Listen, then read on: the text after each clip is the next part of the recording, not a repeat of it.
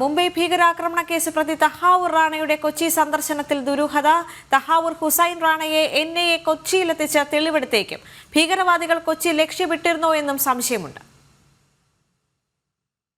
ഭീകരാക്രമണത്തിന് മുമ്പ് റാണ കൊച്ചിയിലെത്തിയതിന്റെ വിവരങ്ങൾ പുറത്തുവരുമ്പോഴാണ് സന്ദർശനത്തിലെ ദുരൂഹതകൾ ബാക്കിയാകുന്നത്.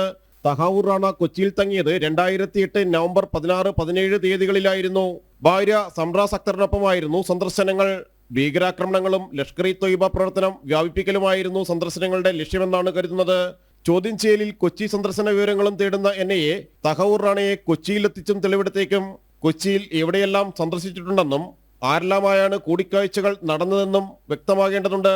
ഭീകരവാദ രാജ്യവിരുദ്ധ ഗ്രൂപ്പുകൾ വേരൂന്നിയ കേരളത്തിൽ ലഷ്കർ ഇ തൊയ്ബ നിഴൽ സംഘടനകൾ ആരംഭിക്കുകയും ഇതിലേക്ക് ആളുകളെ റിക്രൂട്ട് ചെയ്യുകയും ലക്ഷ്യങ്ങളായിരുന്നോ എന്നും സംശയമുണ്ട്.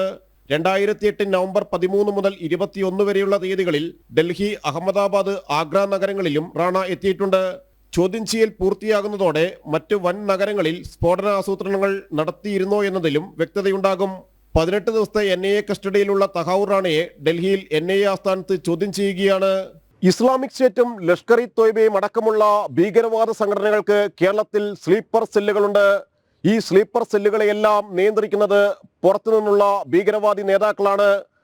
അവിടെയാണ് തഹാവൂർ റാണയുടെ കേരള സന്ദർശനവും കൊച്ചിയിൽ ആരെല്ലാമായി കൂടിക്കാഴ്ചകൾ നടത്തിയിട്ടുണ്ടാകുമെന്ന സംശയവുമെല്ലാം ദുരൂഹതകളായി ബാക്കിയാകുന്നത്. ഭീകരവാദ ഗ്രൂപ്പുകൾ നേരത്തെ തന്നെ ലക്ഷ്യം വെച്ചിട്ടുള്ള പ്രധാനപ്പെട്ട കേന്ദ്രങ്ങളിൽ ഒന്ന് തന്നെയാണ് കൊച്ചി. ജിജീഷ് കരുണാകരൻ, ജനം, കൊച്ചി.